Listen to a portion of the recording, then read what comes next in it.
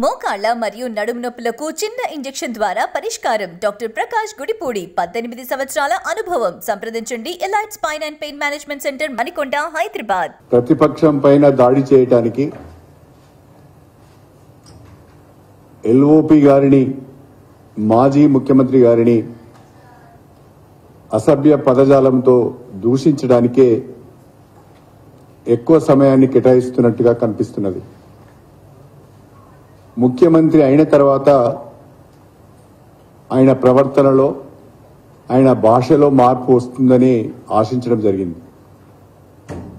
ఒక పదవికి వచ్చిన తర్వాత, ప్రత్యేకించి ముఖ్యమంత్రి పదవి చేపట్టిన తర్వాత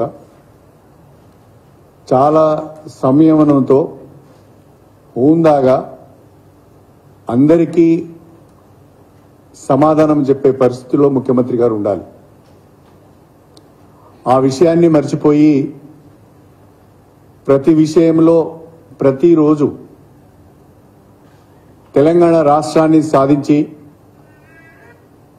తెలంగాణ జాతిపితగా పేరు తెచ్చుకొని 60 సంవత్సరాల తెలంగాణ ప్రజల ఆకాంక్షలకు, కలలకు సాకారం చేసి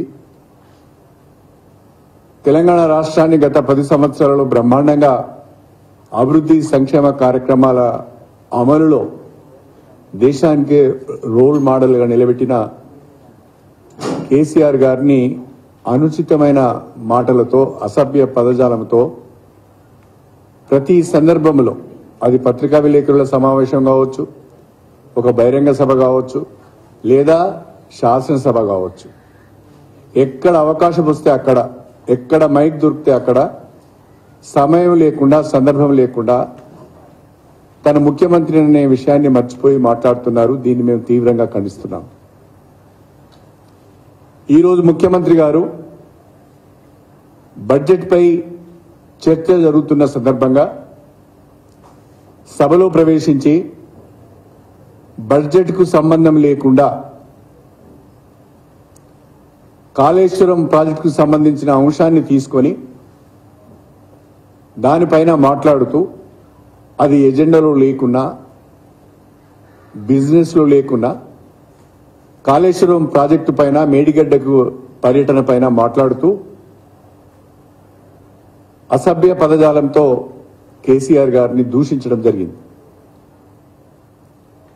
దీన్ని మేమందరం కూడా, భారత రాష్ట్ర సమితికి చెందిన ఎమ్మెల్యేలందరం కూడా తీవ్రంగా వ్యతిరేకిస్తూ, స్పీకర్ గారికి మాకు మైక్ ఇవ్వండి అని అనేక పర్యాయాలు మొత్తుకున్నా, గట్టిగా అరిచినా స్పీకర్ గారు మా వైపు చూడకుండా ముఖ్యమంత్రికి మాట్లాడే అవకాశం ఇచ్చారు. కనీసం ముఖ్యమంత్రి గారు మాట్లాడిన తర్వాతనైనా మాకు అవకాశం ఇస్తారేమో అనుకుంటే మాకు అవకాశం ఇవ్వకుండా మరొక సభ్యునికి అవకాశం ఇచ్చారు. అదేవిధంగా ఒకవైపు రాష్ట్ర శాసనసభ వ్యవహారాల మంత్రి శ్రీధర్ బాబు గారు సభను హుందాగా నడుపుకుందాం, సభ్యులందరం కూడా బిజినెస్ ను చక్కగా నిర్వహించుకుందాం, పరస్పర దూషణ లేకుండా ఒక ఎగ్జాంపుల్ ను సెట్ చేద్దామని మాట్లాడుతూనే, మరొక వైపు అడగని సభ్యులకు కూడా స్పీకర్ గారు మైక్ ఇచ్చి మమ్మల్ని తిట్టించే కార్యక్రమం, మా పైన దాడి చేసే ప్రయత్నం చేశారు. ప్రత్యేకంగా స్పీకర్ గారిని పదే పదే మైక్ కావాలని అడిగినా వారు కనీసం మా వైపు చూడలేదు, మాకు ఇవ్వలేదు. అలాంటి పరిస్థితులలో అసెంబ్లీలో మాట్లాడే అవకాశం రావడం లేదు. కనీసం బయటికి వెళ్లి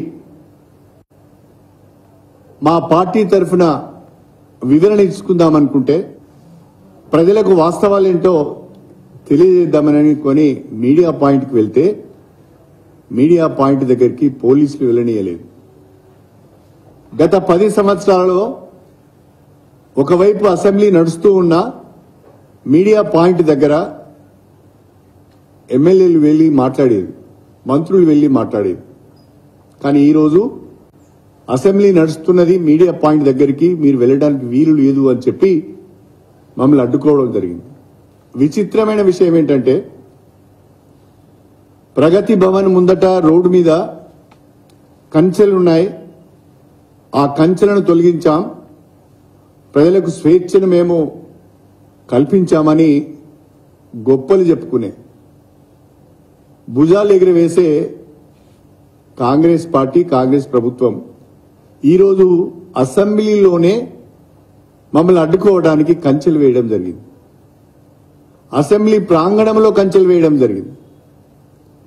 కనీసము లోపల మాట్లాడే అవకాశం రాలేదు, బయటన మాట్లాడదామంటే మీడియా పాయింట్కు వెళ్లకుండా అడ్డుకొని కంచెలు ఏర్పాటు చేసి మమ్మల్ని అడ్డుకున్నారు. ప్రజాస్వామ్యం గురించి చాలా గొప్పగా మాట్లాడే కాంగ్రెస్ పార్టీ వాళ్ళు ప్రగతి భవన్ ముందున్న కంచెలను తీసేశాం, అసెంబ్లీ ఆవరణలోనే కంచెలు ఏర్పాటు చేశామనే విధంగా వాళ్ళ వ్యవహార శైలి ఉన్నది. ఇంత దారుణమైన అప్రజాస్వామిక పద్ధతులు ఎన్నడూ చూడలేదు. అసెంబ్లీ ప్రాంగణంలో ఎన్నికైన ఎమ్మెల్యేలు ఎక్కడికైనా ఆ ఆవరణలో వెళ్లటానికి, తిరగటానికి అవకాశం ఉంది. కానీ ఇవాళ ఎమ్మెల్యేలనే తిరగనీయకుండా అడ్డుకునే పరిస్థితి, దానికి కూడా బ్యారికేడ్స్.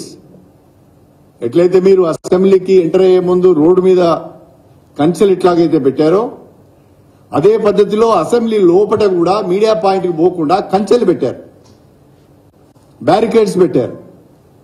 అంటే ఏ రకమైన పాలన అందిస్తున్నారో, ఏ రకమైన ప్రజాస్వామ్య వ్యవస్థ నడుస్తున్నదో ప్రజలు గమనించాలని చెప్పి మేము ప్రత్యేకంగా కోరుతున్నాం.